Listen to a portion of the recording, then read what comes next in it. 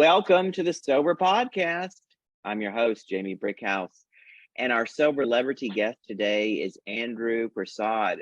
He is the director of admissions at Palm Beach Recovery Centers, and he is here to share his experience working in addiction treatment. So today's topic, because our guest, is how I help others working in addiction treatment. Thank you for joining us on Sober Podcast, Andrew. I'm excited to have you on the show. I'm really excited to be here doing this with you, and thank you so much for having me, Jamie. Cool. Can you briefly explain what you do for Palm Beach Recovery Centers? Yeah, absolutely. So first and foremost, it all starts with my job is to be as helpful as possible, no matter what the situation is. I just want to bring as much love and compassion as I can to my job, and as much love and compassion as I can, not just to the people that I work with, but to the entire world. But to define it just a little bit more for you, my job would be to help people see their truth and walk into their purpose. That's what my job is.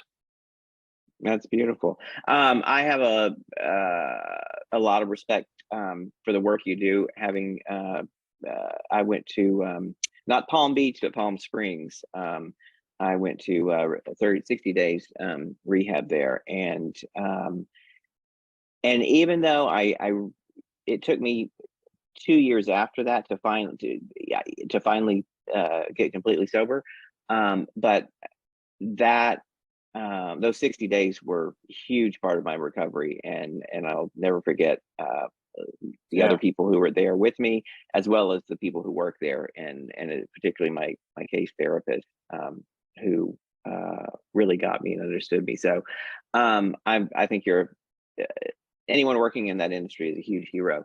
How has your work affected your own sobriety? So it's really interesting, right? And I've been asked this question a lot, and a lot of people that work in recovery and work in treatment, there's this saying, don't mix your job with your recovery, or don't get confused and believe that your job is recovery. So after a period of time, because my recovery, the program that I work, that's really my life, and I bring it into everything that I do. So how does it affect my recovery? It's helped me immensely. There's a lot of challenges when you work in addiction, and you're going to deal with a lot of sick people. You're going to deal with a lot of different personalities, to say. You're going to deal with a lot of different egos and pride, right? And it's usually me most of the time. But how it's affected, it's challenged me, and I look at these challenges as a student of life. I look at these challenges as a way that I can work on myself, and I'm going to say work on my recovery. But I'm also going to use different words for that. A way for me to learn more about myself, get out of the way, so I can let my higher power do its job. That's great. It's helped me a lot. How what were you doing, or how long were you sober before you got into this line of work? Dude, Jamie, I love that question. Because you're going to be really shocked with this one, and I'm going to just touch on my story. You mentioned that you went to treatment, and it took you another 2 years. Yeah, you said it took you another 2 years. So the owner of Palm Beach Recovery Centers, I was actually in halfway with him back in 2014, and he saw me do the same thing, go in and out of different treatment centers, try every single which way to get sober. And I was 4 months sober. I went to him and I said, I really want to work with you. My intentions were not to be as helpful as possible and to spread a good message, right? I was like, I want to work with you, right? I was just like, I want to work with you, and I want to work at your facility. And I was 4 months sober. He took a chance on me. And I tell you, where a lot of the lessons come in are with conversations with other men. I strive to be that man today, right? But a lot of the lessons that come in recovery, in the program that people work, is I'm having this issue. I feel this way. I'm riddled with fear. I'm pissed off. And then a conversation with a man that's been through the same thing ended up being 4 months into close to 2 years now. I have 2 years sober next month on the 10th. Wow, congratulations.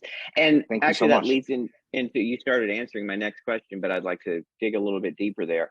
Are there specific practices you've learned in sobriety that help you do your day job today and vice versa? Absolutely. So this is the biggest one. When I'm upset, right? It's and trust me, when you work in addiction, everybody's gonna piss you off. Nobody's Yes. gonna make your life easier, right? But it's No one's going to behave the way you want them to, are they? yeah. The biggest thing I learned was to look at people with compassion and love, to look at them through a different lens, a different perspective. Um, I do my best to realize that I was in the exact same situation, usually worse off than everybody that I'm dealing with. And then you take the treatment center out of the picture, and you take people in addiction out of the picture. When I wasn't working in recovery, when I was working in a restaurant, um, Hmm. I look at my boss and I'm able to look at him with a little bit more compassion and love and a different lens. And I got that just being around good guys, just different perspectives. Yeah, yeah, that's great. Um, on a personal note, did you go to so you did go through treatment centers on your own sober journey, Yeah. and uh, what what line of work were you in, before you got sober? So I was realistically a jack of all trades. Mm-hmm. I've been in sales before. I've been in financial sales. I've bussed tables. I've waited tables. I've worked at here in South Florida. Um, the best times I've ever had as far as my career goes has been working in treatment and just with working with other men. Just being able to help as many people as possible. But that's a big part of my story, Yeah, having my ego and pride dictate where I was going to work and who I hung out with. right. Do you take any? Are there any lessons that you had from those other jobs that you bring into? Because I'm kind of making a joke, but maybe it's a little true. Are you able? Because active alcoholics and addicts are often can be scammers and liars. And I'm just wondering if you're able to cut through the bullshit through the work that you did in Yeah, those call centers. yeah. So there's two big lessons that I got from working there. Um, the first one being don't tiptoe around certain people's truth. If you need to Hmm. say something, say it and say it as direct as possible. The second big lesson that I got out of working at those places is that when you're not bringing value to the world, when you're not trying your best to be in your purpose, when your actions don't align with your conscience, it will eat you alive. And that's probably the most important lesson that I got out of that, because I wanted to stay sober so badly. I Yeah. wanted to stay sober so badly, and I couldn't figure out why. And I was basically a man that I was not intended to be. I was doing things against my morals. I was doing things against my conscience. I was doing things against my constitution. And try telling me that I'm making good money. I want to keep doing this. Right. Right. So the biggest lesson I got was my actions have to align with my conscience. Well, that's a huge lesson. Huge lesson. And we're going to take a quick break because this is a great time to stop and say thanks to our sponsor, Stephanie Weiss. She's a certified health and recovery coach based locally in Connecticut and offering virtual services nationwide. If you would like more information, please reach out to info@sobernetwork.com. That's info at SOBERNETWORK.com. Now let's get back to talking to Andrew. Can you what's the hardest thing that you've gone through since you've been sober, and how did you get through it? Hmm. Great question.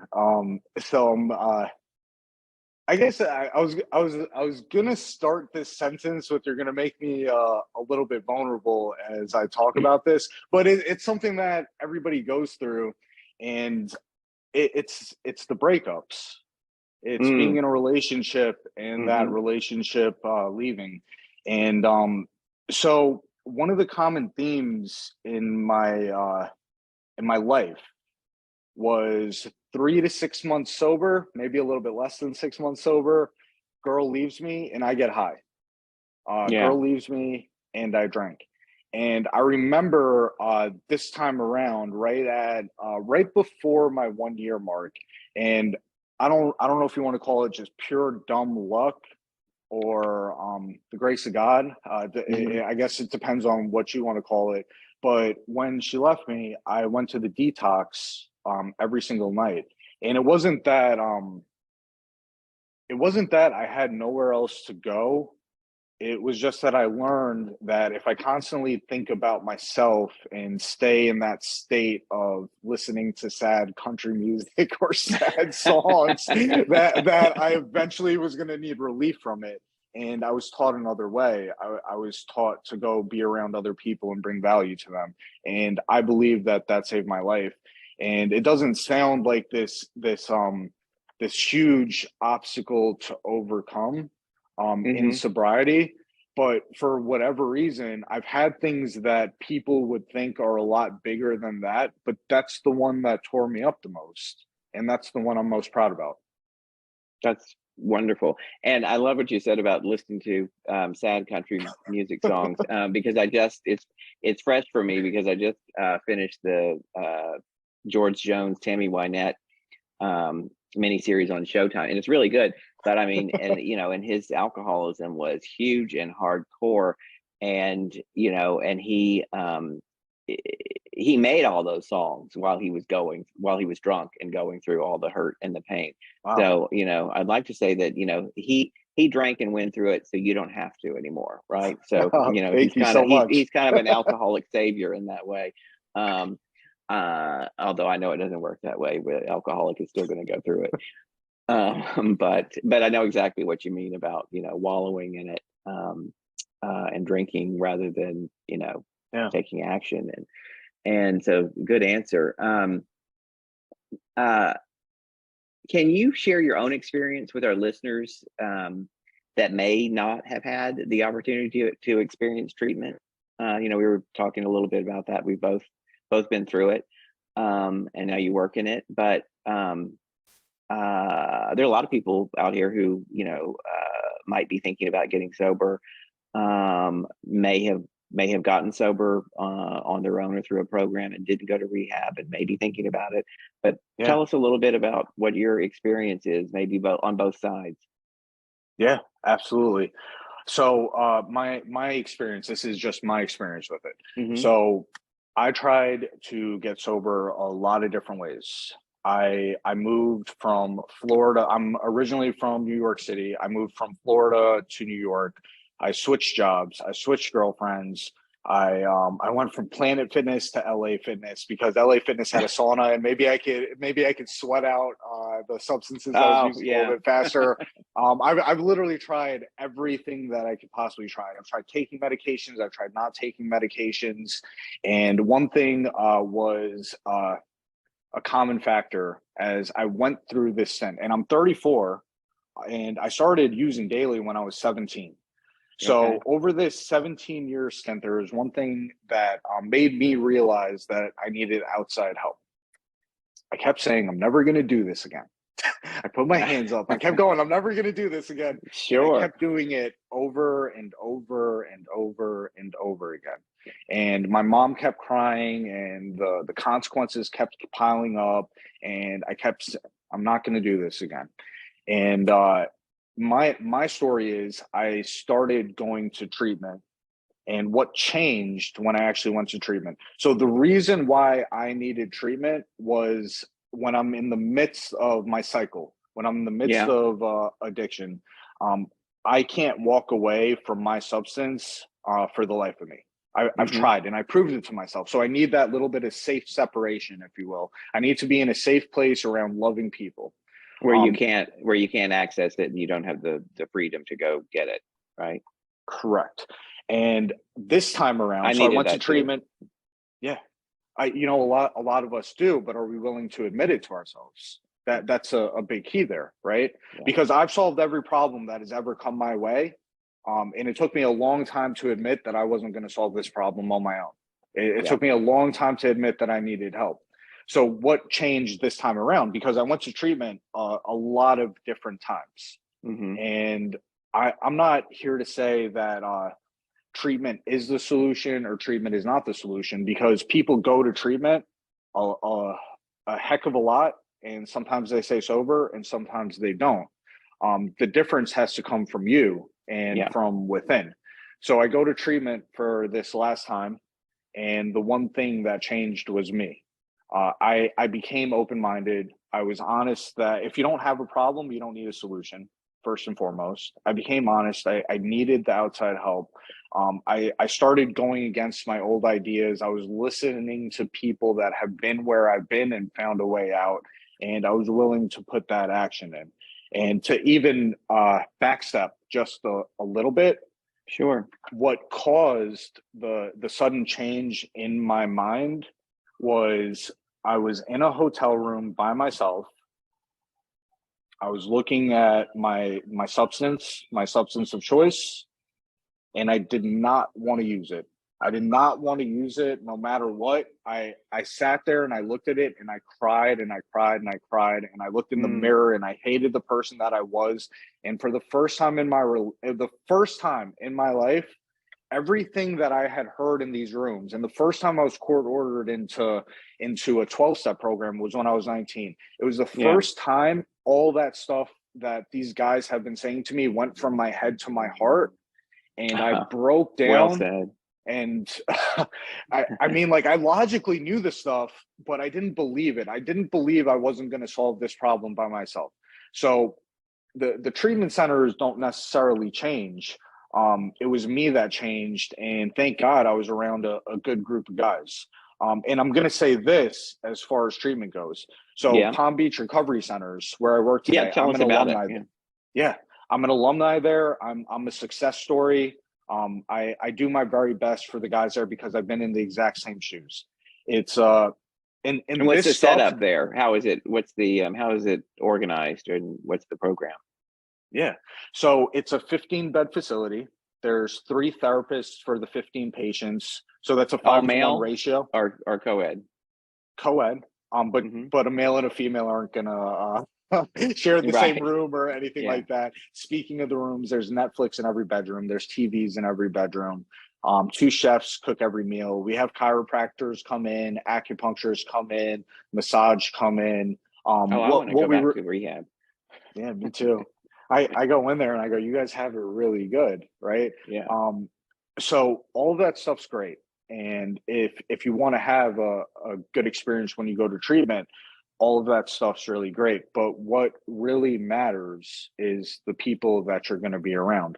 The staff, other than a select few, like the doctors and the nurses, they're all in the same boat that the patients have been in at one point in their life.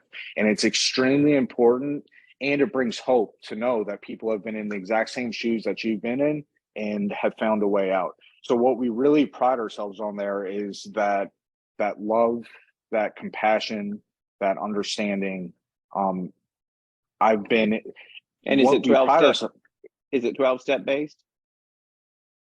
So it's not technically 12-step based, but we do a lot of 12-step work there. Okay. But are there, and what's the sober part of the program as far as are there group therapy sessions, one-on-one? What's the program? So a lot of what you said, so we're going to be dual diagnosis. So anybody that's suffering with anxiety or depression, they are going to have the group therapies, and you're also going to have one-on-one therapy throughout the course of the week. You meet with your therapist. So when you have 3 therapists for 15 people, there's no shortage of meeting with that time. Now, as far as what they're going to be treating, it's going to be based off of the individual person. If somebody is specifically dealing with a lot of trauma, then we're gonna focus on trauma. If somebody's dealing with specifically mental health, we're gonna focus on mental health. But everybody, right? Everybody is dealing with that same problem, which is I want to stop drinking or drugging, and I can't. And what we focus on specifically is if you're drinking and drugging, you have to understand that the drinking and the drugging really isn't the problem. That's a solution to the real problem, which is you. And if you're subconsciously committing suicide by a drink or drug, then we need to find out why, like I said earlier, why your actions aren't aligning with your conscience, so you can lay down at night and put your head on the pillow and be at peace, because we're trying to find peace and serenity. And a lot of times it comes down to that self-actualization, being the best person that you can be and what's stopping you from getting there. And then pinpointing, these are the specific things internally and externally that are stopping you from being that person. And if it's dual diagnosis, there might be medication involved. And if there's not, then there won't be. Great. Sounds like an amazing place. And I love the work that you're doing. And one last question, which you may have answered earlier, but I'll ask it again. What is the best lesson you've learned in sobriety, and how did it help you? The best lesson that I've learned is, and it may not be the same answer because now I'm on a new wavelength, but that's the beautiful thing, and it's going to tie into this lesson. I'm going to be constantly growing, evolving, and changing. I have to stay a student of life. I have to, no matter what, continue to strive for my ideals and be the best person that I could possibly be. Awareness that I'm never going to be perfect. Awareness of when I'm straying away from being that ideal version of myself, so I can jump right back into it and be as helpful as possible. Great. And that's a great way to end. Thank you so much, Andrew, for joining us on Sober Podcast today. How can our listeners get in touch with you or Palm Beach Recovery if they have any questions? They can go to palmbeachrecoverycenters.com. And great. I'm sure you guys are going to add a link and a phone number for me, Jamie. Thank you guys so much. We will do that. Yes. So be sure, listeners, to check our Sober Podcast site. And to all you listeners, thank you for your continued support. Visit us on www.soberpodcast.com and all places that you find major podcasts to leave us a review and sign up for our mailing list. You will also find detailed contact info in the show notes for our guest, Andrew Persaud. I'm your host, Jamie Brickhouse. You can find me on TikTok, Jamie_Brickhouse, where I tell a true story in high heels every day.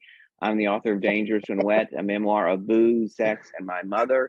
You can find that on Amazon as an ebook and an audiobook narrated by me. Signing out from the Sober Podcast. Tune in for another show next week. Thank you.